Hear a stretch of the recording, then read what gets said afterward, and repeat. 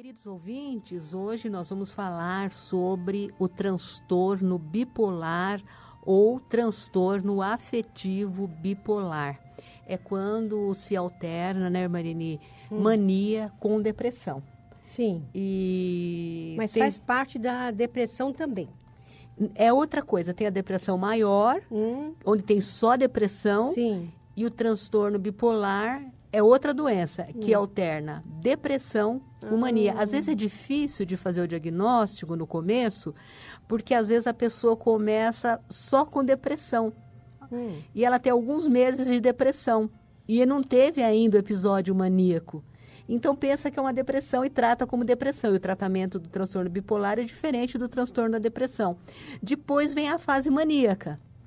E aí se faz o diagnóstico de transtorno bipolar, que nós temos 3 tipos de transtorno bipolar.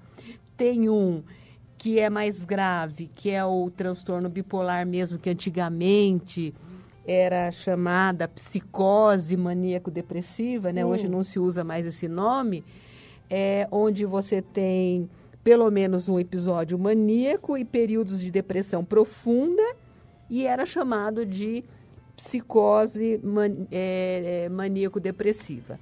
Tem outro tipo de transtorno bipolar que é mais leve, que os pacientes nunca apresentam episódios maníacos completos.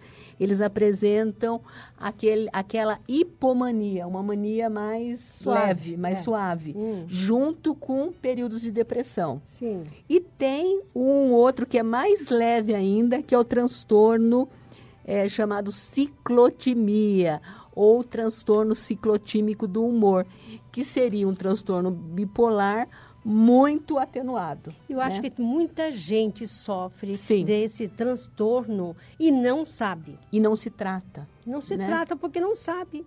Porque não sabe. Exatamente. E os resultados do tratamento do transtorno bipolar, eles são excelentes. As pessoas respondem muito bem ao tratamento. Apesar de ser uma doença que não tem cura, né? É uma doença que ela tem tratamento, e o tratamento assim, com resultados maravilhosos. Muito bons os resultados. E quais os sintomas desse transtorno? Então, aí depende da fase que a pessoa está. Porque quando ela está na fase da mania, ela tem um tipo de transtorno. Na fase da depressão, ela tem outro tipo de sintoma. Então, por exemplo, durante a fase de mania, a pessoa tem muita energia, né? Ela fala muito, pensa rápido. Tipo de uma ansiedade. Expõe numerosas ideias de uma vez. Pensa que ela é invencível, tanto que é perigoso, porque ela pode querer atravessar a rua na frente de um carro e achar que ela não vai ser atropelada, né? Ter comportamentos imprudentes, perigosos, inclusive para si e para as pessoas ao seu redor. Ter delírios de fama, achar que ela é muito importante, ou que ela tem um relacionamento com alguém muito famoso, sem falta de sono, ela tem insônia, né? Se distrai facilmente, fica facilmente irritável, essa é a fase de mania. Eu conheço uma pessoa aqui na igreja, um irmão, certamente que ele tem isso. Ele sempre está escrevendo ou telefonando para nós, ou falando comigo no púlpito, que ele conhece o senador não sei o quê, que já mora perto do deputado não sei o quê. Ele conhece muita gente importante, trabalha com pessoas importantes. E, na verdade, não é nada disso que acontece. Pode ser que seja mesmo. Meu Deus. E essas pessoas não sabem, né? Não. Inclusive, Marini, não só em relação ao transtorno bipolar, mas eu já observei na igreja que tem pessoas que têm esquizofrenia, né, que daí ela tem uma psicose, né, ela tem delírio, né? E a pessoa chega e fala assim, pede oração para a gente, fala, expulsa porque eu estou ouvindo vozes. E pelo Espírito Santo de Deus, muitas vezes a gente ora por aquela pessoa, e sabe que não é demônio. Eu né? vejo pessoas que me pedem oração, são pessoas que têm esse problema. Ele diz que é uma macumba, uma magia negra que fizeram para ele.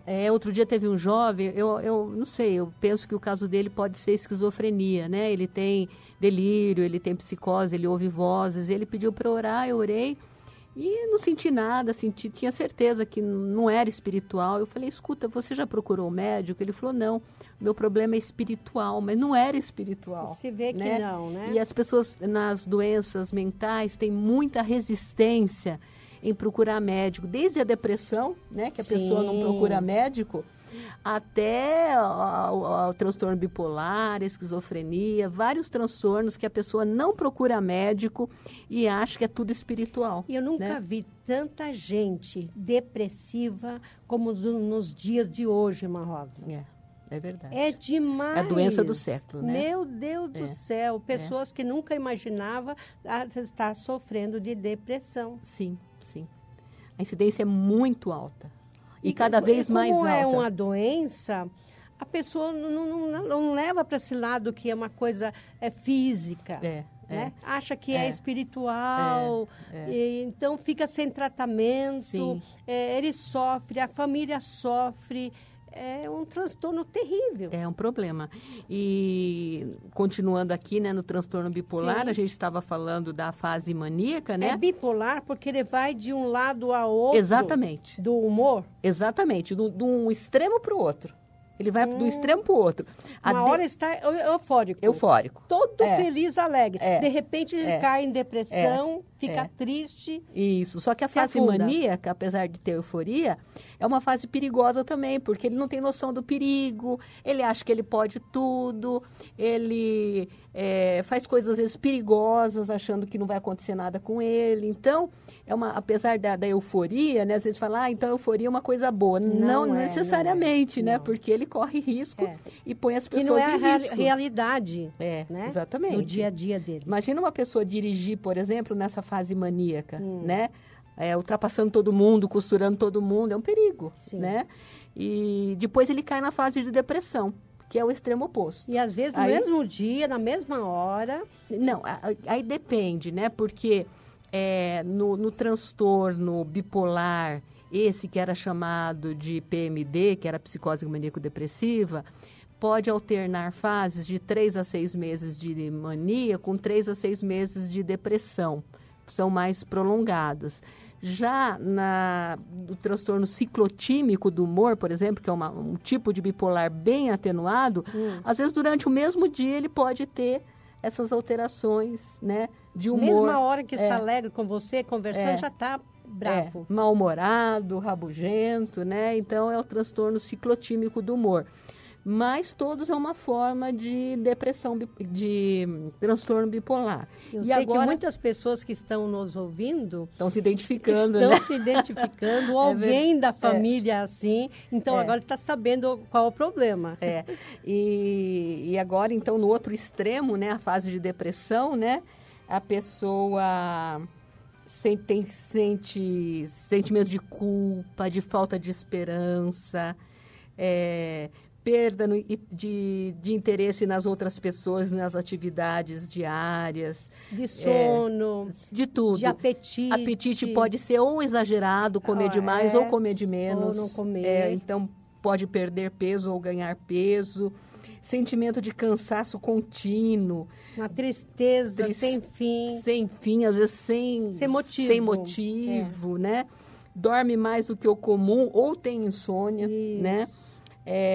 Queixa de dores inexplicáveis, vai investigar, não acha dor nenhuma, né, causa nenhuma, problemas de concentração, memória e principalmente risco de suicídio, porque depressão, tanto no transtorno bipolar como na depressão mesmo, a depressão maior... É muito perigosa. É muito perigoso o suicídio, né? Então, a pessoa no transtorno bipolar, ela fica de um extremo a outro, né? E quem trata esse problema? O psiquiatra. Tem que levar num psiquiatra. Tem que levar no psiquiatra. Porque o tratamento do transtorno bipolar, Ele é medicamentoso, né? Vai tomar um medicamento para o transtorno bipolar. E o psicólogo não pode receitar remédios. Não. Muita gente confunde. Sim. Para receitar tem que ser um médico. O psiquiatra é um médico. Que fez especialização em psiquiatria. Mas existe muita resistência às pessoas procurarem um psiquiatra. Eu não estou louco. Exatamente. Mas não é só louco que precisa de remédio. Não, exatamente. Né, de psiquiatra. Exatamente. E então precisa de um remédio que precisa de receita médica para comprar, porque é um remédio controlado, né? E agora tem também a psicoterapia, a pessoa também pode fazer a psicoterapia. Acompanhar, né? Sim. E em último caso, nos casos mais graves, a terapia eletroconvulsiva ou eletroconvulsivoterapia, que é o eletrochoque. Que a pessoa pensa assim, mas então é uma tortura. Não é. Não é como era o eletrochoque antigamente, porque o eletrochoque antigamente realmente era uma coisa muito desagradável, mas hoje a pessoa faz isso no ambulatório, com anestesia.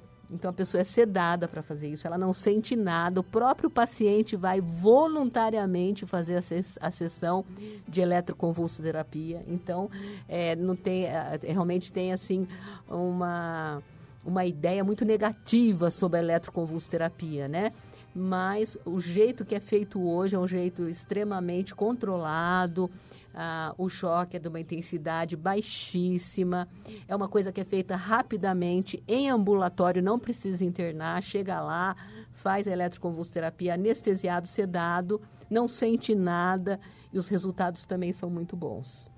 Mas, como estávamos falando, é muito importante procurar um psiquiatra para fazer o diagnóstico e para tratar a doença.